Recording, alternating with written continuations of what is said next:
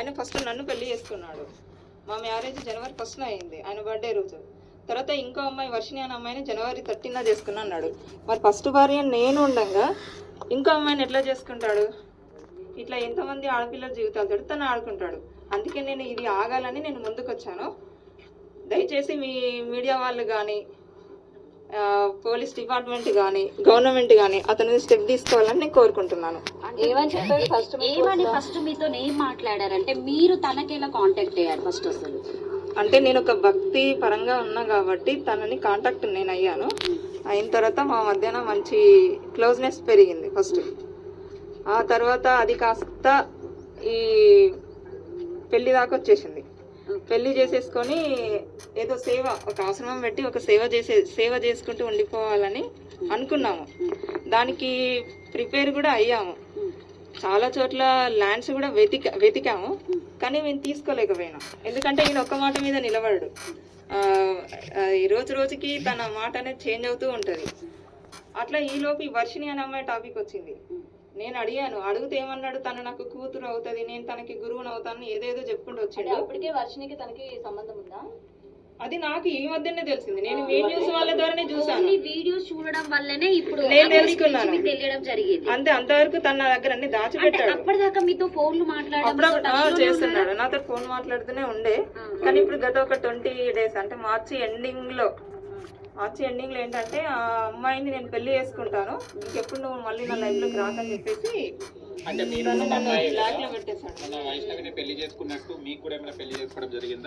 చేసుకున్నాడని చెప్తున్నాను. ఎలా నమ్మారు అంటే పెళ్లి అంటే తను కూడా తాళి ఉన్నాయి నా దగ్గర, కానీ నేను తన మెడలో, నేను చెప్తున్నాను, తన మెడలో వెండి తాళి ఉంటది. మీరు చూసారా, అగోరి మెడలో వెండి తాళి ఉంటది, అది నా మెడలో తాలే. నా దగ్గరకు వచ్చి తీసుకొని వెళ్ళిపోయాడు. మార్చి 10th రోజున నా దగ్గరకు వచ్చి నా తాళి కట్టింది. ఈ తాళి కట్టడం చేత అమ్మాయిని ఇబ్బంది పెట్టాడు, ఇది మెడలో వేశాడు. చూడండి, అది కూడా కాదు, తన మెడలో ఉన్న వెండి తాళి కూడా నా మెడలో ఉన్నది. నన్ను ఏంటి వచ్చి నా తాళి నాకు ఇచ్చేసానని చేసి తీసుకెళ్లిపోయాడు. అప్పటికి ఆ అమ్మాయికి ఈ అగోరికి పెళ్ళైందనే విషయం నాకు అప్పుడే తర్వాత తెలిసింది. నాకు ఆ తర్వాత నేను గట్టిగానే అడిగితే ఇప్పుడు నా నంబర్ బ్లాక్ లో పెట్టిన రెస్పాన్స్ ఇప్పుడు సరే, మీరు భక్తి పరవశంలో ఉన్నారు, మీరిద్దరు కలిసి సమాజానికి. కానీ నేను ఎప్పుడు నేను మీడియా ముందుకు నేను రావాలి అని అనుకోలేదు. ఎందుకు ఒప్పుకున్నారు అసలు పెళ్లి చేసుకోవాల్సిన? పెళ్లి అంటే నా దృష్టిలో ఏంటంటే, ఇప్పుడు ఆ అమ్మాయి మేమేదో లవర్స్ అని చెప్పేసి మేము సహజీవనం చేస్తామని అలాంటి ఉద్దేశము నాకు లేదు.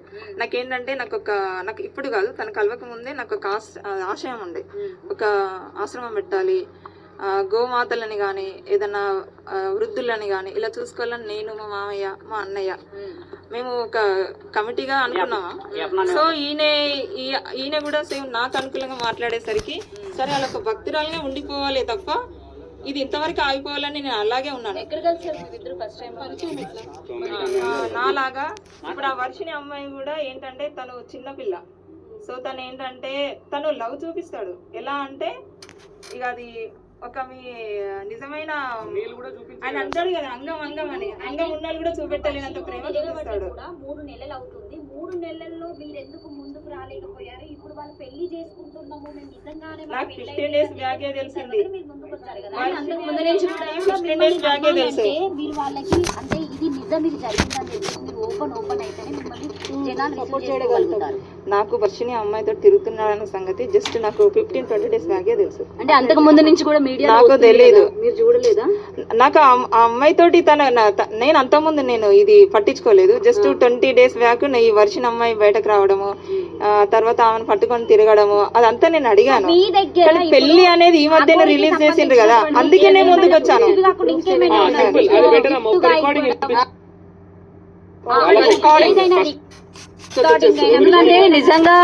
నిజంగా మీరు భార్య అని చెప్పడానికి ఏమైనా ప్రూఫ్స్ ఉంటే చూపించండి. నా దగ్గర నమస్కారం మిత్రులందరికీ, నేను శివరుద్ర సాధువుని. నా ముద్దుల పెళ్ళమా, నువ్వు ఎట్లా అంటే అట్లనే, నీకు ఎక్కువ కష్టపడకు, నీకు చూడు, నీకు అయినంత వరకే చూడు, నేను వద్దంటలేను, ఓకేనా? అరే మాధు, నేను మాట్లాడతాను, సాయంత్రం మాట్లాడతాను. నేను నిన్ను చాలా మిస్ అవుతున్నా రాధే. చాలా మిస్ అవుతున్నా, చాలా గుర్తుకొస్తున్నా. బట్ ఏం చేస్తాను, కానీ నేను వచ్చుడితోనే అయితే నీకైతే తాళి కడతాను రాది. Love you miss you, love you. నాతో నవ్వట్లేదమ్మా, చాలా పెయిన్గా ఉంది హార్ట్లో. నీకైతే ఎప్పుడు నేను ఈ ప్రేమనైతే నీ నుండి మన ఇద్దరం జీవితాంతం ఇలా కలిసిమెలిసి ఒకటే ఇంట్లో ఉండాలని నా కోరిక. ఆ కోరిక నువ్వు ఎంత దూరం తీసుకెళ్తావు అనేది your decision. But for ever never నువ్వు ఎప్పుడు నాకు డిఫరెంట్. ఇంకా అది నువ్వు వేరు, ఇంకా అందరు వేరు, నా బెస్ట్ వేరు, నువ్వు వేరు, అంతే. నీ లెవర్ వేరు, ఇంకా అంతే. నీకు తాళి కట్టిన తర్వాత నీకే అర్థమవుతుంది నా ప్రేమ. Thank you Radhi, thank you రా. ఎప్పుడు హ్యాపీగా ఉండాలి నువ్వు, ఓకేనా? నువ్వు ఒకదానివే కాదు, నాతో పాటు కూడా నువ్వు హ్యాపీగా ఉండాలని మనస్ఫూర్తిగా కోరుకుంటూ, హర్ మహాదేవ్, జయ శ్రీ కాళీ. ఎప్పుడు అమ్మవారి ఆశీస్సులు, కాళీమాత, శివయ్య, నాయకుడు ఆశీస్సులు ఎప్పుడు ఉండి మంచిగా ఆరోగ్యంగా ఆనందంగా ఉండు, ఓకేనా? త్వరలోనే వస్తున్నాను. హర్ మహాదేవ్, జయ శ్రీకాళి. సరేనే నా ముద్దుల పెళ్ళమా, నువ్వు ఎట్లా అంటే అట్లనే. నీకు ఎక్కువ కష్టపడకు, నీకు చూడు, నీకు అయినంత వరకే చూడు, నేను వద్దంటలేను, ఓకేనా? హర్ మహాదేవ్. నేను మాట్లాడతాను, సాయంత్రం మాట్లాడతాను.